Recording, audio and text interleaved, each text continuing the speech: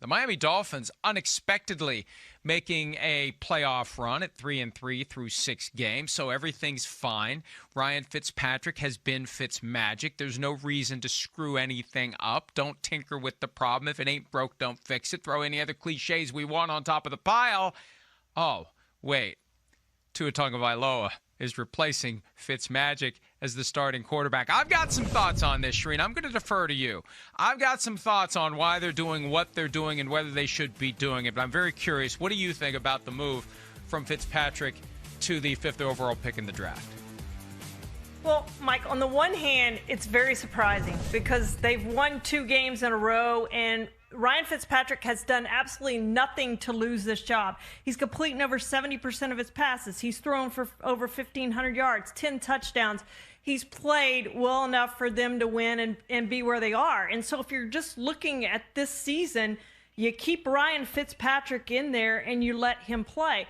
But on the other hand, the bye week is this week, and they have a chance to give him 2 weeks of practice to come back to say, you're going to be our starting quarterback. So from that standpoint, it really makes a ton of sense. And look, to have a coach who you know is not going to get fired after this season, he can do this. He can let the young guy play and think about the future and not think about saving his job this year. Here's the way I look at it, very simply. I'm going to use the metaphor that I can relate to first and then get into more of the football analysis. Ryan Fitzpatrick lost this job the moment that the Dolphins used the 5th overall pick to take Tua Tagovailoa. And here's the example that maybe some can relate to. We live kind of on the edge of civilization, so every once in a while a mouse gets in the house. And my wife and my son sometimes are like, well, how do we get the mouse out without killing it? It's like, hang on. The mouse died the moment it came into the house. The question is, when does the mouse actually become dead?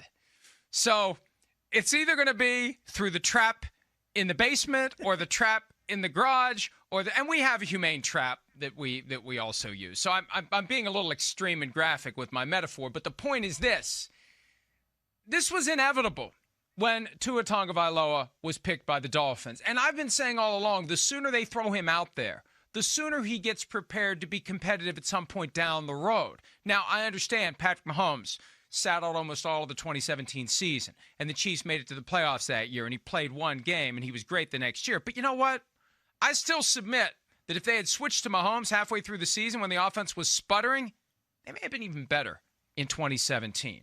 We may have all been deprived of one hell of an impressive playoff run from this rookie quarterback who would have come in and done spectacular things. So I'm not saying what the Chiefs did was right. It worked, but it may have worked even better in 2017. I think the sooner you get the guy out there on the field, the better it is. This isn't about Ryan Fitzpatrick. This is about Tua Tagovailoa is ready. And it was inevitable he was going to be ready and playing at some point this year, ideally, once they made him the 5th overall pick. And the thing about Fitzpatrick, you have to know when Fitzmagic is going to become Fitztragic, because we know it's going to happen. And who better to know that it may be coming than the coaching staff that sees him every single day. And it's all about picking the right time to make that switch. It's Rocky Balboa switching back to southpaw. The Dolphins think that this is the time to do it because they're in a position to be competitive. And if they can get an upgrade from Tagovailoa, and they got 2 weeks to get him ready because their bye got moved to this week, and they got the Rams on the other side. Good luck, Tua. Welcome to the NFL, Tua. Here's Aaron Donald. But this is something that actually can help propel the Dolphins into postseason contention instead of, let's see how it plays out with Ryan Fitzpatrick this year. He's earned the right to try to get to the playoffs. They're not baloney. They can put Tua in, get him valuable reps, and maybe turn this unexpected season of postseason contention into a playoff berth, Shereen. And no one better to groom Tua than Ryan Fitzpatrick. And you saw when Tua came into the game on Sunday, Ryan Fitzpatrick was waving the towel and trying to get the small crowd that was there up on their feet and cheering him.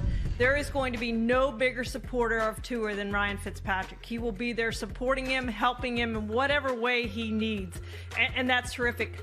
And Mike, let's review what the other 2 rookie quarterbacks have done. One drafted obviously before Tua and one drafted after Tua. So day one, the Bengals named Joe Burrow the starting quarterback, right? He comes out, plays all season, and has played well. I think we would all agree. The other one, Justin Herbert, was not supposed to start for the Chargers, and he didn't in the first game. And then suddenly you have a doctor gone wild who sticks a needle in the wrong place in Tyrod Taylor, who, by the way, has not yet come back. And all of a sudden, Justin Herbert, your starter, goes in, plays well, wins the job when Tyrod Taylor was supposed to go back and get the job.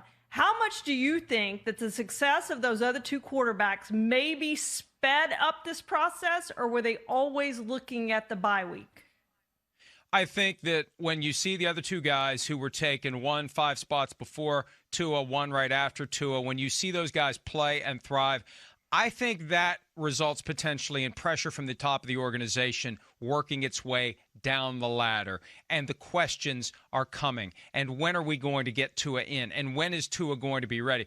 The belief in league circles is that Tua Tagovailoa was an owner's draft pick. And that happens. We know that happens. The owners don't come out and say it because they don't want to come off as meddling. But there are times when the owner makes it known what he wants. And one of the privileges of being a billionaire is you don't have to give a direct order. You just have to be a little bit subtle. And the people who are employed by you, who would very much like to continue to be employed by you, will understand. The example I used when the Browns took Johnny Manziel in the first round back in 2014. Jimmy Haslam doesn't have to walk in the door and say, order a bag of Snickers. All he has to say is, I like that candy.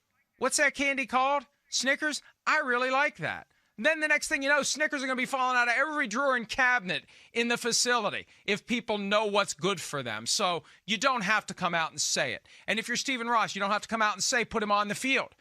All it takes is one well-placed question. And Chris Greer, the GM, gets the message. And Coach Brian Flores gets the message, and they get him ready, and he's good to go, and they see what happens. So I don't know whose decision this ultimately is, and it's not like Ross is ever going to say he made the call or initiated it. But the time had come to find out what he has, because you know what, Shireen? Statistically, there's a chance he's the bust. Now, look, hey, maybe all three of the guys taken 1, 5, and 6 overall are going to become franchise quarterbacks, Pro Bowlers, Hall of Famers, best to ever play the game. But history tells us that there's a good chance one of them may not be very good. Now, 2004, it worked out well with Eli Manning and Phillip Rivers and Ben Roethlisberger taken in the first 11. But I'd become very antsy if I'm the Dolphins, seeing that the other two guys look like the real deal. I want to see if our guy is as well, especially because the guy we passed on is looking pretty damn good in Justin Herbert.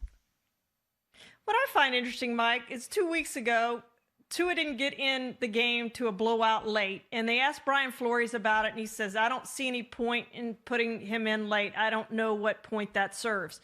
So you fast forward to this week, same situation, and they put Tua in the game, and he throws 2 passes, and he looked good for the 2 passes he threw and what he did in the short time he was in there. But I'm curious if something changed in the last week where we're not going to put him in mop-up duty and get him any snaps, and all of a sudden, yes, we are going to put him in mop-up duty and at least get some of those nerves out so he has some snaps and knows what to expect.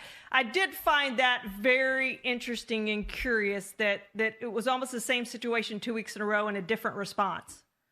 And I think it's exciting that we're going to see what Tua has. One way or another, we're going to find out. He's going to, and that's the thing, with no preseason, you know, you can't tell much from the 2 snaps from last week.